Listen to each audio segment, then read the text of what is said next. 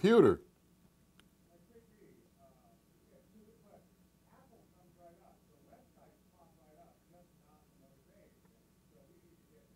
But I'm getting it over.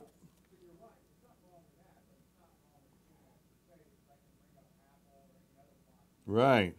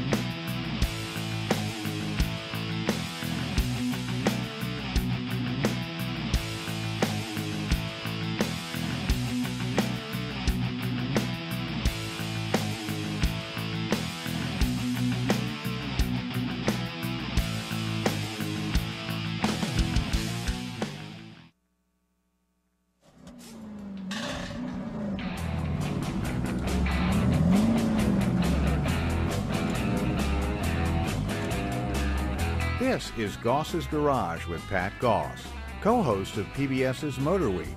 He'll take your calls and comments now at 844-885-4677 or email him at radio@goss-garage.com. And now, Pat Goss. Hi, everyone, and welcome to Goss's Garage. I'm Pat Goss. If you'd like to talk about anything that deals with automobiles, well, anything with an engine in it, give me a call, 844-885-4677. All right, folks, I would like to take this opportunity to answer some questions that have puzzled drivers for hundreds of years. Like, is there any advantage to using nitrogen instead of compressed air in my tires? Yes. Will I notice improved fuel economy? Well, as a direct result of putting nitrogen in your tires, yes and no. Nitrogen will not improve fuel economy by itself, but nitrogen keeps tires at their proper inflation pressure longer, and proper pressure means better gas mileage, so indirectly, you might see slightly better miles per gallon. Will I notice a smoother ride? Probably not. Will my tires last longer? Yes, but only because nitrogen will maintain proper pressure longer, and proper pressure means longer tire life. Will I save money by using nitrogen in my tires? In most cases, yes. But how can there possibly be a savings if you don't get significantly better miles per gallon, longer tire life, and so on? Easy. No water or oil. Most drivers don't know that all air compressors heat the air as it's being compressed, which leads to condensation in cool air lines and equipment. Now, the higher the humidity, the more water there is in the air being compressed. The natural humidity in air is what leads to compressor tanks and air hoses full of water. My point? If there is water in the airline, then water will wind up inside your tires when you adjust tire pressure. Well, this has become a problem because all newer cars have tire pressure monitoring systems, or TPMS. Most tire pressure monitoring systems use electronic sensors mounted to the wheel inside the tire to measure pressure, and then they send a radio signal to a central computer which controls a warning light. Now, naturally, because the sensors are electronic, they don't like water. Think of it like dropping your phone in the toilet. Yet millions of drivers and technicians routinely pump water into tires from poorly maintained air compressors, which once inside your tires slowly destroys the TPMS sensors, leading to a big repair bill. But by adding completely dry nitrogen to your tires, you eliminate all the water and prolong the life of your tire pressure monitoring sensors. Now, that could mean a savings of several $100s over time. The same scenario goes for the oil that lubricates the compressor. Now, the internal parts are lubricated by oil, and if the compressor isn't completely maintained, oil will work its way into the air lines and right into your tires, where it will, over time, also kill your pressure sensing or pressure monitoring sensors. So, your true savings with nitrogen is over the long haul and comes from longer equipment life rather than just more miles per gallon. Thanks for watching. Please subscribe to Goss's Garage on YouTube. All right, nitrogen in tires. A lot of people will promote it that you're going to get this tremendous increase in fuel economy. Ain't going to happen, folks. Just doesn't happen. Yes, you may get a little bit of an increase, but if somebody is trying to sell you nitrogen for your tires based on, I've heard claims of 10 to 20% increase in fuel economy. No way, no how. Now, like I said in the opening, you might get a little increase, but that's because you keep the tires at their specified pressure for a much longer period of time. Now, the other thing with nitrogen, people will make claims trying to sell nitrogen to you. Tires are going to last twice as long. No, they're not going to last twice as long. They will last longer because nitrogen makes the tires maintain pressure longer. It doesn't migrate through the rubber of the tires as rapidly. So the fact of the matter is that using nitrogen will indirectly allow you to get a little bit better miles per gallon and more miles out of your tires. But the big thing is that nitrogen is dry.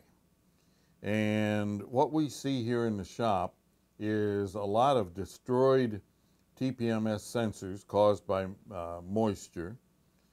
We also see a lot of alloy wheels.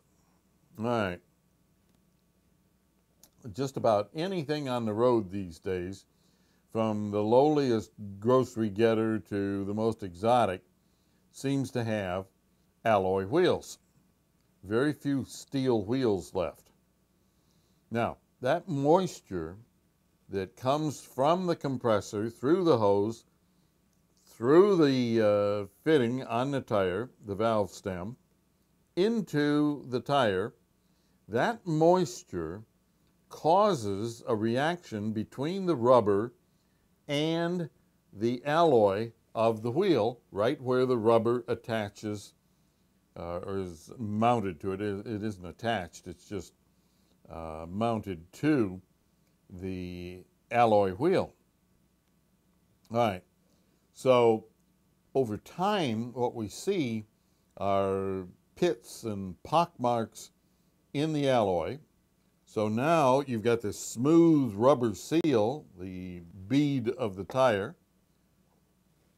That is supposed to make an airtight seal with the wheel, yet where it is supposed to seal, you've got these pock marks and so on, which destroy the seal, leading to very slow leaks. We get tires, the cars that come in all the time with tires that have slow leaks where you have to put air in them every 2-3 days, maybe every couple weeks. And we test them we find that they're leaking around the bead of the tire. We demount the tire, and invariably it's going to be on an alloy wheel, and there are going to be pock marks of corrosion right where the bead seats against the metal of the rim. So it leaks very slowly there. Well, you know, all of this can be prevented in most cases with the use of nitrogen in your tires. So no oil, no water, nothing like that in nitrogen. Just make sure, though, that the shop that you get it from, that they have a good machine that generates the nitrogen, because the machine separates it out of the air. I think air is 78% nitrogen that we're breathing anyway. So you've got nitrogen in the air, the nitrogen generator separates the nitrogen out, and you want something that is relatively pure, something approaching 99% or thereabouts. And the shop should have a tester where they can put it on your tire, just like you're taking tire pressure, and that sensor will tell you if there, or what the percentage of nitrogen is in your tires. So you want good, high quality, dry nitrogen, and that'll make a huge, huge difference in just about everything inside your tires. So just something to consider. I wouldn't be without it. For one of the reasons is when the days get a little cooler, you don't have to worry about every morning having the low tire pressure warning light come on and then go off after you've driven 5 to 10 miles and so on. Nitrogen does away with a lot of those problems. All right, folks, let's take a break.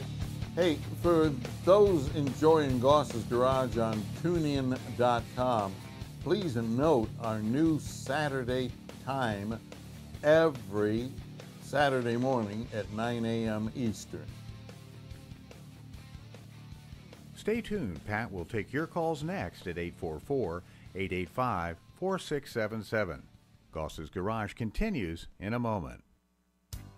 Lots of rainy weather can lead to car air conditioner mold problems. Now, if your basement is damp, it won't be long before you start seeing mold. And although mold is common in car air conditioners, just like in your basement, it has to be removed. You see, damp air conditioners, like damp basements, provide a wonderfully inviting place for mold to thrive. If you had a moldy basement, you wouldn't ignore it, yet nearly everyone ignores mold in their cars. But in a car, you're up close and personal with it, and nearly every breath you take in a moldy car has passed over the nasty stuff. A sure sign of mold growing inside your car's air conditioner is a foul smell when the AC first starts blowing. There are products to spray into the air conditioner that deal with odor, but most do not get rid of the mold. Why worry? Well, mold reduces AC performance, but more important, the air you breathe in the car is moving over nasty, moldy stuff that can cause respiratory and allergic problems. So if you're experiencing unusual allergy symptoms or eye irritation, you may have a mold-contaminated car air conditioner. The fix requires a commercial-strength product like BG FrigiClean, professionally injected directly into the vehicle's AC ducts to kill, then remove the mold and make the system clean and fresh. Life changes at a ferocious pace these days, especially when it comes to maintaining our cars. For example, automatic transmissions now need regular fluid flushes. Transmission fluid breaks down with use, and although it may look fine, its additives wear out and it can no longer properly protect bands, clutches, seals, and other hugely expensive parts inside your transmission. Bottom line, more wear and a shorter transmission life. Now you can significantly extend transmission life with a BG transmission flush every 24 to 30,000 miles or 2 years. BG makes the best transmission flush machine I've ever tested. It renews all of the fluid in your transmission, not just a small part of it. The BG transmission flush machine is safe, too, because it uses the natural circulation of the transmission. Your transmission will work better and last longer. As with everything BG offers, this is a superior service. For more information, go to bgprod.com or bgfindashop.com. This is Goss's Garage with Pat Goss. Call the show now at 844-885-4677. Folks, this portion of Goss's Garage is brought to you by BG Products. All right, let's go to the phones. Let's talk to David, who lives here in Maryland. 2003 Mazda Protege. Wow, that was a bad one. David, welcome to Goss's Garage. Hi, good morning. Well, thank you very much for taking my call. Absolutely. Yeah.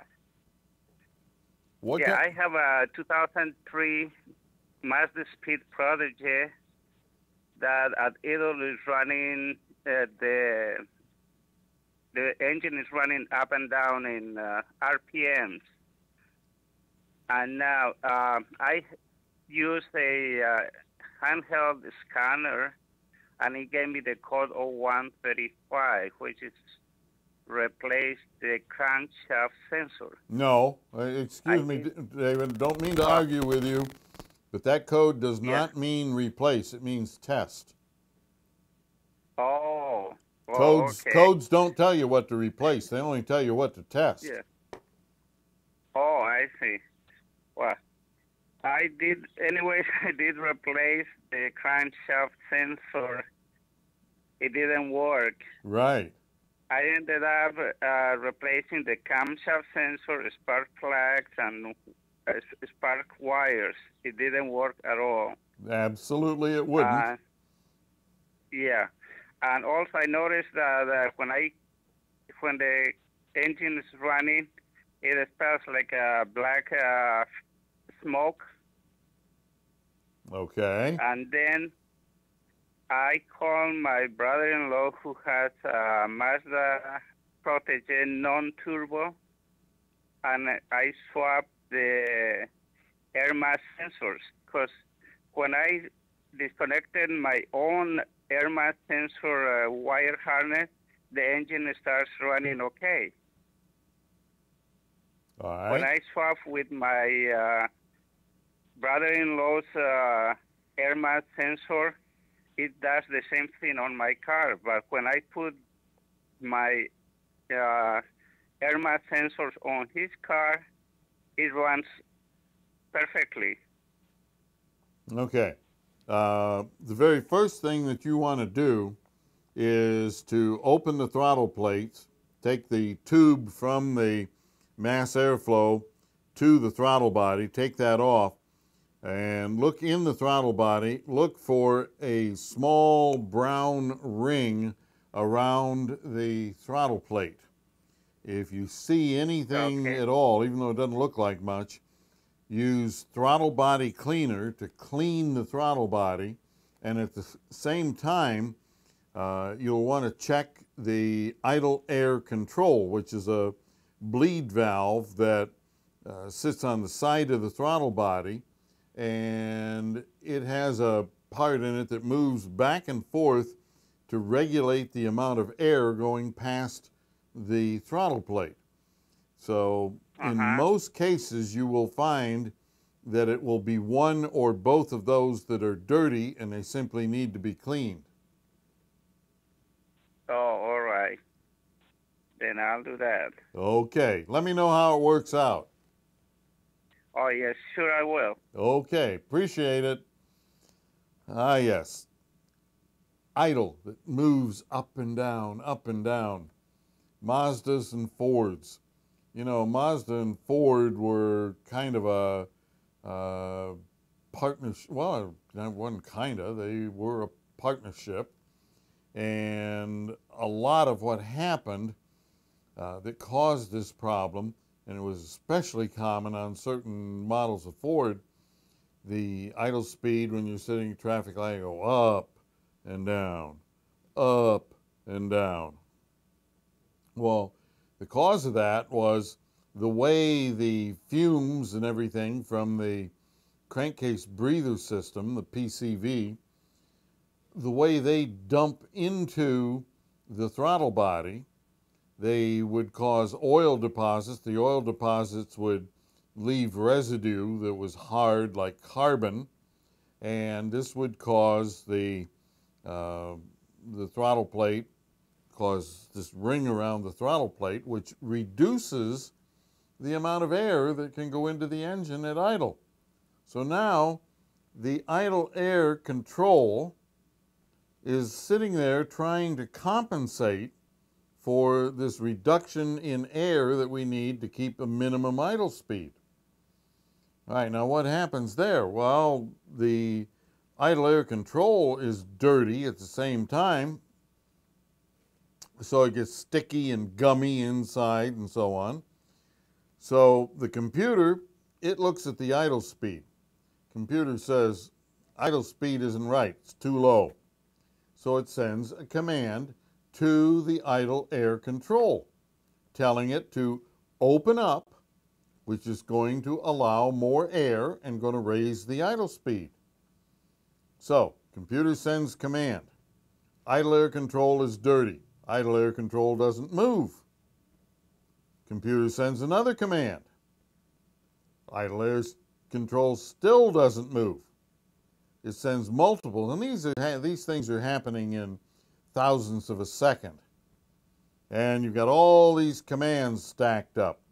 All of a sudden, the idle air control breaks loose and it moves, so it overshoots the target based on all of these commands it's received. So in other words, it may want 600 RPM, it shoots up to 1200.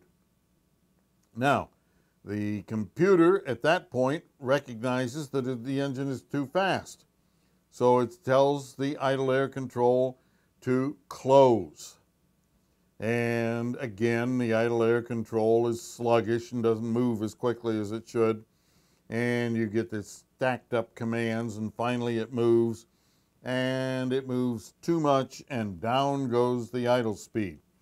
Often to a point where the engine will stall, but more typically to where it goes so low, the engine kind of shakes and shudders, and then this whole process starts over again. So in most cases, this surging idle is going to be the result of a combination of a dirty throttle body and a dirty idle air control. So, those are the things that you start checking, and make sure that you use throttle body cleaner. Don't use brake cleaner or carburetor cleaner or anything like that, because a lot of these throttle bodies have a coating. It's almost like a Teflon coating, so that dirt doesn't stick to it as readily. And if you use one of these aggressive cleaners, it will strip that coating off. Now you got bare metal, and the bare metal just grabs all of this dirt, and you're redoing this process.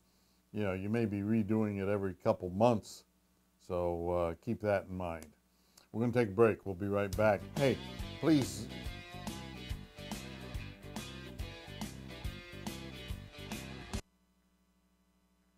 Operators are standing by to take your call for Pat at 844-885-4677.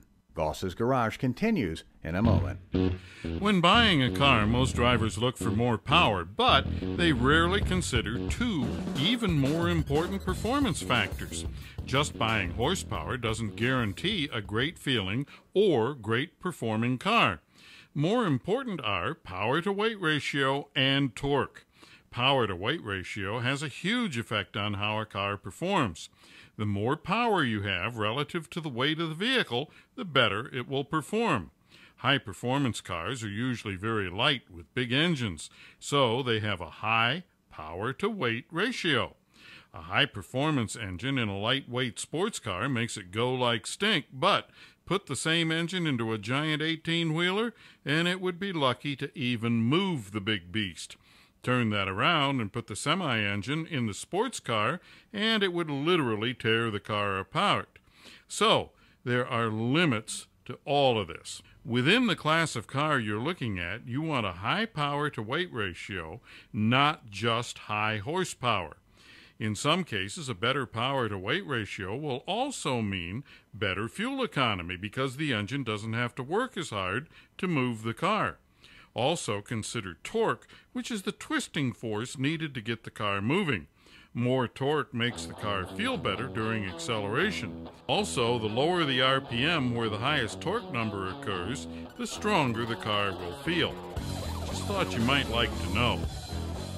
I get lots of questions about BG products, many about specific products or services like, is BG44K really that good, or are BG transmission, cooling system, and power steering flushes actually necessary? But most popular of all, do I use BG products in my cars? Well, the answer to all of those questions is yes. A regular schedule of BG flushes and chemicals will deliver the longest possible life from all the lubricated and fuel delivery parts on your vehicles. And do I use BG products? You bet I do. I drive nice cars, and I drive a lot. Plus, my live radio and TV shows mean that my cars have to be absolutely reliable. A no start from dirty fuel injectors or a failed transmission just isn't acceptable in my life. Remember, deposits and dirty fluids ruin expensive parts. For reliability like I demand, visit one of the quality shops that sell BG products and perform BG services. To find a BG professional near you, bgfindashop.com. Now, back to Goss's Garage with your host, Pat Goss. All right, for those of you enjoying Goss's Garage on TuneIn.com, please note our new showtime every Saturday morning at 9 a.m. Eastern. So keep that in mind. All right, here's a good one. Let's see, who's this from? This is from Gary. Gary says, my dealer offered a transmission drain and fill. When I asked for a flush, he said, can't be flushed. Sealed transmission. Bad news there. They did use BG MOA, however, in the oil change and filter service. It's their 4-cylinder front-wheel drive.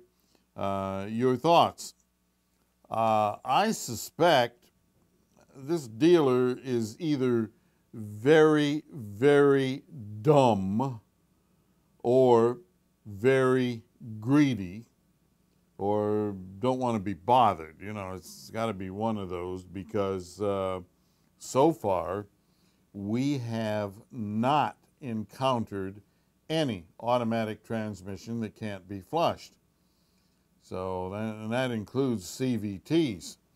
So I suppose anything is possible, but we haven't seen it, and we flush a lot of Nissans. Drain and refill, bad news.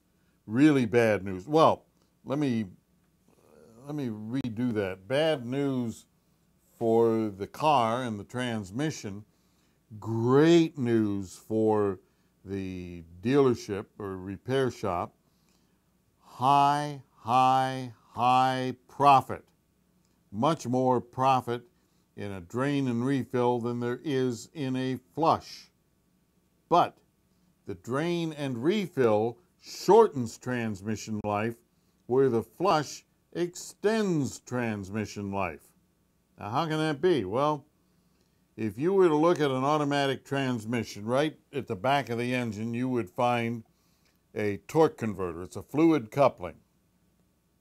Torque converter turns at the same speed as the engine because it's bolted right to the back of the crankshaft. So now it's filled with fluid, and we've got a torque converter sitting there spinning anywhere from 1,500 to 6,000 RPM. And as it's spinning, any dirt that collects in the transmission fluid is spun out of solution. This thing acts like a centrifuge. If you've ever been in a doctor's office and you see that they want to separate anything in a tube, a test tube, they put it into a centrifuge and they spin it. And that separates out the heavier materials and so on. Same thing inside your transmission. Now, what does that mean? Well, dirt and very fine particles of wear materials from clutches and things like that, it all gets spun out and collects on the inside surface of the torque converter. All right, now we do a transmission flush, like a BG flush. We use chemicals. We run the engine. These chemicals cause that dirt that has accumulated in the torque converter to come loose, and it is circulated out of the transmission, trapped in the flush machine, and you get a clean torque converter as a result. All right, but what about the drain and refill? Well, drain and refill, you only replace a small portion of the fluid, number one, and number two, you don't clean anything. Now, well, I shouldn't say you don't clean anything, because you sort of do, but you do it the wrong way. All right, what am I talking about here? Well, the fact of the matter is, you take 1/3 of the transmission fluid out, you put 1/3 of the total amount of transmission fluid back in, new fluid, more aggressive fluid with detergents that have not been depleted yet. Now, you put that in, and now you drive the car, and those stronger detergents start cleaning away that crud in the torque converter and other places in the transmission, but you don't have a transmission flush machine hooked up to trap it. So it circulates through valves and switches and everything inside the transmission, clogging them, reducing pressure to certain things, and in general causing more wear because you didn't clean the inside of the transmission. So whenever you get this opportunity between a BG flush and a drain and refill, you always want the flush. Now, that's just going to be an absolute, because the flush is going to increase the life of the transmission. The drain and refill, or fluid exchange as it's sometimes called, will only shorten the life of the transmission. So, you know, it's too many shops, too greedy, or too ignorant to know the differences, and they may only look at the bottom line, and the bottom line seldom has your best interest at heart unless it is your bottom line. We'll take a break. We'll be right back. Stay tuned. Pat will take your calls next at 844-885-4677. That's 844-885-GOSS. Goss's Garage continues in a moment. This is the story of two cheap caps on your car that can cause big problems. Radiator caps and gas caps. Both should be replaced every couple of years. Now, that may seem extreme, but a failed radiator cap can let air leak into the cooling system, which causes the car to overheat. Air can also cause serious cooling system rust buildup. But don't think of it as just rust. Think of it as what it really is. Dissolved engine. It's that simple. Rust is the remnants of dissolved metal parts inside the engine that have mixed with the coolant. An $8 radiator cap could save you hundreds or even thousands over time. Another cap that has acquired star status is the gas cap. In the past, gas caps normally lasted the life of the car. The only time anyone bought a new one was when they drove off with the cap laying on the car's roof or the gas pump. But today, gas caps provide an airtight seal to prevent gas fumes from leaking out of the tank. Gas fumes add significantly to air pollution, so the government mandated that gas caps had to keep fumes in the car. When your gas cap gets tired, it allows fumes to leak, and on comes the dreaded check engine light. So, before buying expensive check engine light testing, always test the gas cap, or it may be easier just to replace it. Cheap and simple solutions to what are often costly problems. Life changes at a ferocious pace these days, especially when it comes to maintaining our cars. For example, automatic transmissions now need regular fluid flushes. Transmission fluid breaks down with use, and although it may look fine, its additives wear out and it can no longer properly protect bands, clutches, seals, and other hugely expensive parts inside your transmission. Bottom line, more wear and a shorter transmission life. Now you can significantly extend transmission life with a BG transmission flush every 24 to 30,000 miles or 2 years. BG makes the best transmission flush machine I've ever tested. It renews all of the fluid in your transmission, not just a small part of it. The BG transmission flush machine is safe, too, because it uses the natural circulation of the transmission. Your transmission will work better and last longer. As with everything BG offers, this is a superior service. For more information, go to bgprod.com or bgfindashop.com. This is Goss's Garage with Pat Goss. Call the show now at 844-885-4677. That's 844-885-GOSS. And now, Pat Goss. Hey folks, for those of you enjoying Goss's Garage on TuneIn.com, please note our new showtime every Saturday morning at 9 a.m. Eastern. Now, also, we are going to rebroadcast the show at 1 p.m., our old regular time. So if you like that time slot better, tune us in. You won't be able to make calls, but you can listen to this morning's show at 1 p.m. this afternoon. All right. Mike wants to know, let's see, I have been changing oil and filter on my small cars for several years now with a composite set of car ramps. We now own a minivan, a 2010 Town & Country, which weighs close to 6,000 pounds. Mike, where in the world did you get that number? Ramp specs are 3,000 pounds each, 6,000 pounds per pair, or 12,000 pounds, blah, blah, blah. Anyway, Mike, I think you are horribly, horribly, horribly mistaken about the weight of your minivan. It is a minivan. It is not a dump truck. It might weigh 4,000 pounds, but 6,000 pounds? No, no. I think you're looking at the wrong spec on the label on the side of the door.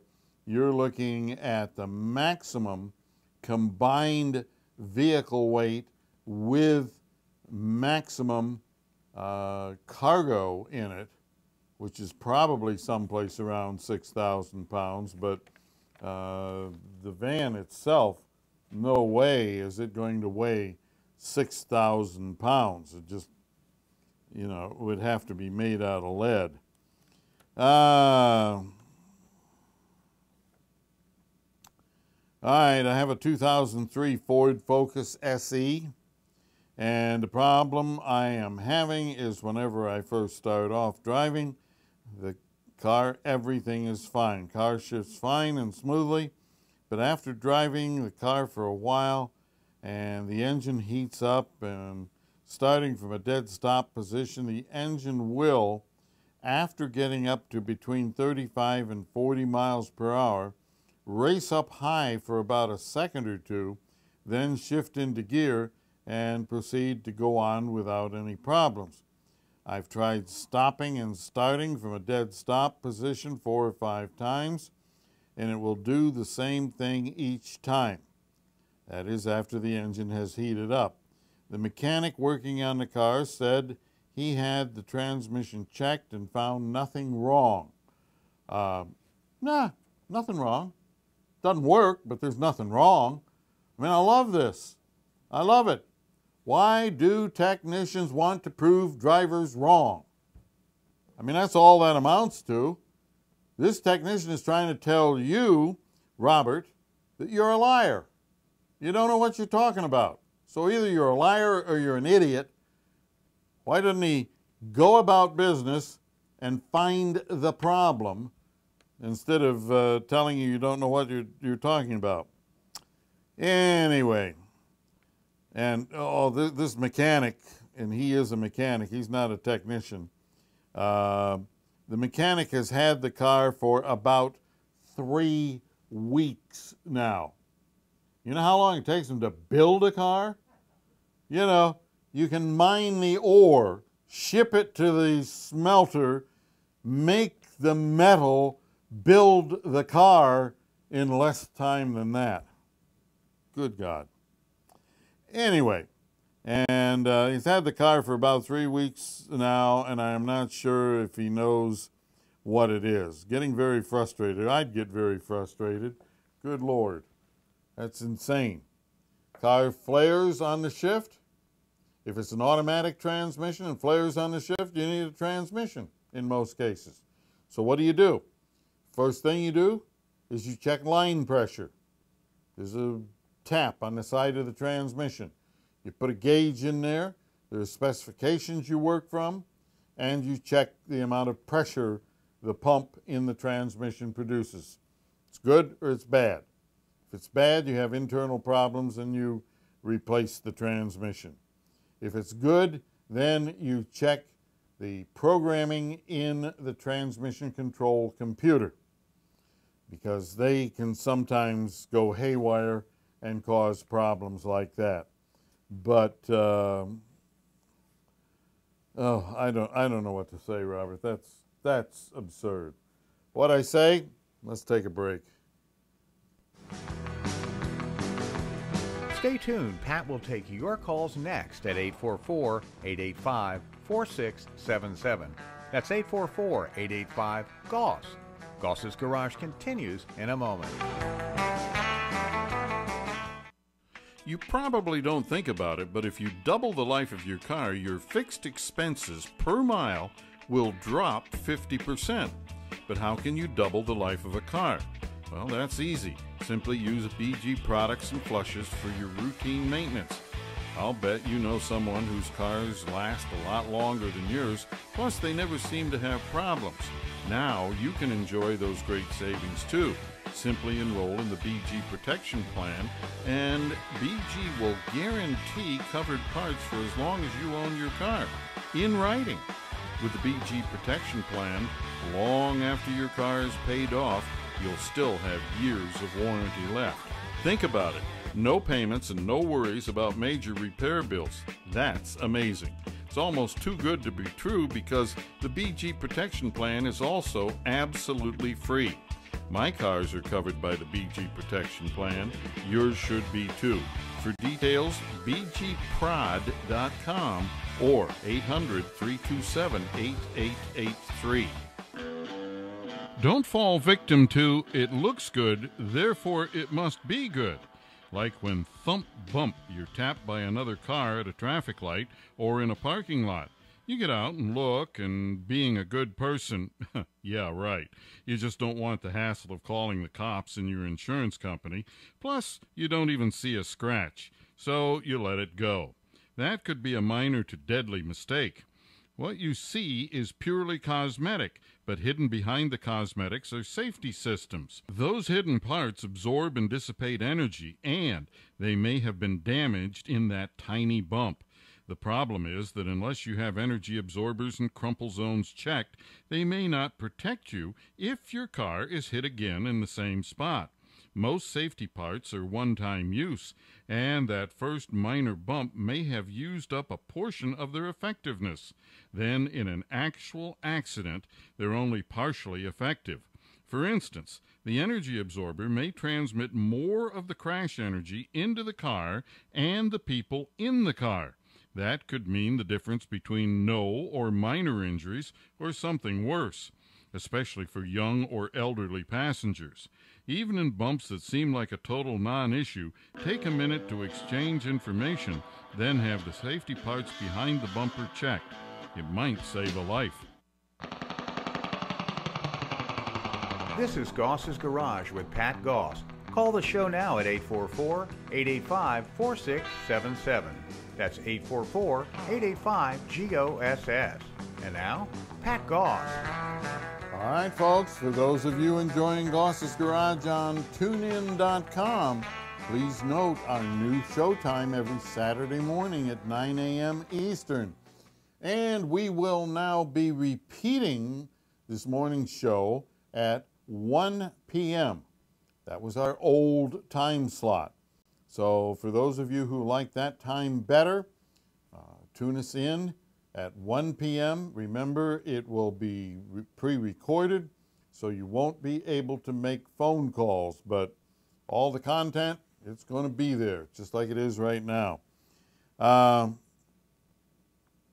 94 Corvette, all stock, LT1, automatic, 31,000 miles. Engine just began surging. Second time we've heard this today. First was the Mazda early in the show. Outside temperature in the 90s, AC on and so on. The surging is only under the load experienced when stopped for a light, because if you put the transmission in neutral, the surging goes away. Engine surging up and down. One of the first things I'd check on that, older Corvettes used an ignition system called an OptiSpark. And before getting into a bunch of time-consuming testing, I would check the OptiSpark first. It's tough to test, but a good technician should be able to do it. Then, the next thing is the idle air control valve. Idle air control, IAC, however you want to phrase it or put it on paper. Make sure that it isn't dirty and sticky. But this is a Corvette, and it's an older Corvette. It's an older GM car. And the most likely cause of this surging idle, test the fuel injectors. Fuel injectors on those cars were famous for failing. The windings in them would either short or open, and then the computer would send the signal, but the injector didn't open as far as it should because the electromagnet that is controlled by windings of wire inside the injector, well, that's weak, so the magnetic field can't open the injector as far as it should, and you wind up with improper fuel mixture, even though the computer has commanded the right amount of time for the injectors to be turned on and things like this. I'd say 50% of the older Corvettes that come into the shop with any kind of a performance problem, we find has bad injectors. So just really, really, really common problem. All right. This one is from a listener in Bahrain. So he says, I recently purchased a 12 Corvette Grand Sport and wanted to get a different set of pipes to enrich the sound. I have researched the big brands such as Borla, Corsa, and Magnaflow, but none of the sites will let me hear what they sound like with the 6.2 engine. I was wondering if anyone out there has any of these pipes already installed and could give me an idea what kind of sound I might expect. Sound clips would be nice, but a written opinion is always welcome. Anyway, the different companies, you know, any of the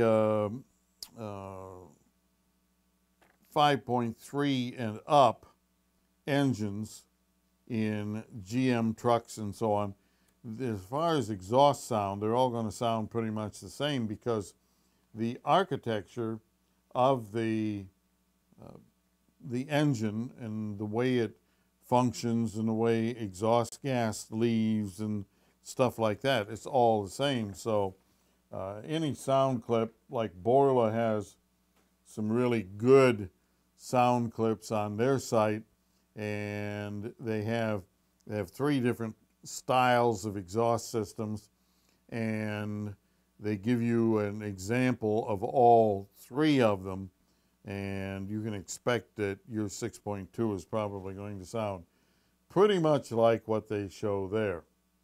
All right, let's go to the phones. Ken from Laurel, welcome to Goss's Garage. Right, how you doing, Pat? All right. I've been working on some 2-cycle weed whackers lately, and I noticed that the fuel lines, I guess they're made out of plastic or whatever. Yeah. They don't seem to hold up much. Is there something about when you mix the oil and the gas that attacks those lines? No, it's the ethanol in the gas. Yeah. Huh. Ethanol is, there's only certain kinds of plastic you can use with it and so on, and those plastic fuel lines, first thing I'd do is I'd get rid of the plastic fuel line and replace it with rubber fuel line, which will hold up a lot better. And, right. you know, it's, I don't know any place locally that you could get non-ethanol gas. And so the best thing is just to change over to something that's more compatible, because those fuel lines, some of them, they won't last 6 months. There's no product that you can put into the gas that would stop that? Yeah, like BG has what they call, I think it's ethanol defender or something like that.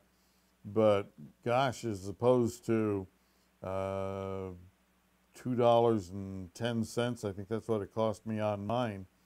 I have a steel, and the line went bad, and I replaced it with the original one, and it went bad, so I replaced it with the rubber about 2 years ago, and I haven't had any problems since.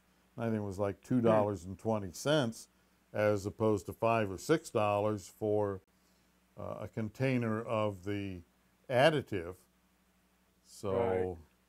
You know, to me it would be a lot cheaper just to, you know, replace the part.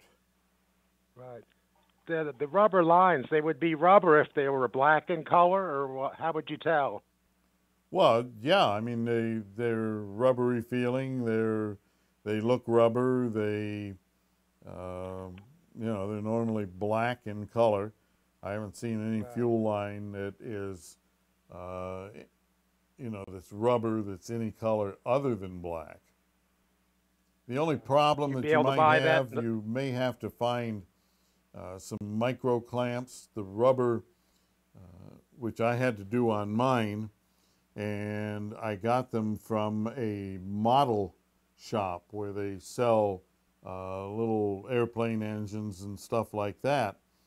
And because the rubber doesn't want to hold on the fittings like the plastic does. The plastic slides on, and then the plastic conforms to those little ridges on the the nipples that stick out that you put the plastic or the fuel line onto, the rubber doesn't do that, and it may slip off, so you have to clamp it just to be on the safe side. Right. Yeah, I guess it's something that you couldn't get in an automotive store. Those clamps, no. The clamps are too small. Yeah. But, yeah, well, you might, because you can buy the fuel line, the small fuel line, in a lot of the parts stores. So, you know, you might be able to get the clamps, too. It just so happened Right. that the I guess parts you might store be I able to was use in a wire didn't tie. have it. Huh? A wire tie you might be able to use? You could if you have something, some way to pull them really tight. And I have one of those little tools that you put the wire tie around whatever you're using, and then you put the end of it into this tool, and you pull the trigger on it, and it grabs the end of the wire tie and just pulls it right up tight. And I suppose if you were careful, you could do the same thing with a pair of pliers. Right. And that would work fine. Okay, Pat. Thanks a lot for the answer then. And Okay, take care. Ah, yes, ethanol, ethanol, ethanol. Good Lord. Our government is saving us from ourselves. We have met the enemy, and it is us. Oh, good gracious. Anyway, if you're working on an older car or something like that, you may find that there are plastic parts in the fuel system that have disintegrated thanks to ethanol, because the older cars, the plastic that was used in the fuel system is not compatible with ethanol. Parts fall apart, things corrode. Nasty, nasty, nasty stuff happens all through the fuel system. But oh my goodness, we love it. I don't know whether it's we love the farm lobby or what it is. There's got to be something going on here, because there is a lot of stuff. It certainly isn't for saving fuel, because ethanol decreases fuel economy. And, you know, I don't know. I just don't understand some of these things. You know, we get laws that claim to help us and all such, yet in reality they're detrimental, sometimes to our health, other times to our vehicles, and, you know, all kinds of crazy things like that. So anyway, if you're looking at an older car and there are plastic parts in the fuel system and there is damage to those plastic things, suspect that it's caused by the ethanol. All right, Leslie from Western Australia. Welcome to Goss's Garage. Hi, Leslie. Yes, good, Pat. Hi, Pat. Yeah, just a quick one for you today. Engine oil and oil seals. Words are that the engine oils contain polymers that are good for the seals anyway. So I'd like your thoughts about that. And having said that, Leslie, wait a minute. Leslie, wait a minute. Run that by me again? Yeah, words are that engine oils contain polymers. I'm not getting that anyway. Word. I'm not getting the word. Contains what? Polymers. Polymers. Okay.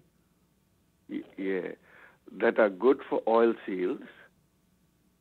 Right. They do. They have and special. That's all part of the additive package in a modern oil. Yes. Is things that swell seals and protect seals and so on. Yes. So, say if somebody wants to look after the oil seals, do they need to add something like an oil seal conditioner? And that goes into two types. There's the pliability restorers and the seal swellers, which are the last case thing. We don't want to go there. But do pliability restorers really work, or is engine oil sufficient with polymers? Engine oil is sufficient. Never, ever use one of these products that restores seals, that prevents leaks, that seals leaks, or anything like that in a car that has good seals, because these things work by swelling the seal, which will make the seal too tight. Now it will wear into this new tighter setting, and you take the additive away and the seal leaks. So no, don't ever do that. All right, folks, we have completed Goss's Garage one more time. Thanks for listening. Thanks to Steve McMillan, George Stockton for producing today's show. For everyone here at Goss's Garage, I'm Pat Goss. Until next time, drive gently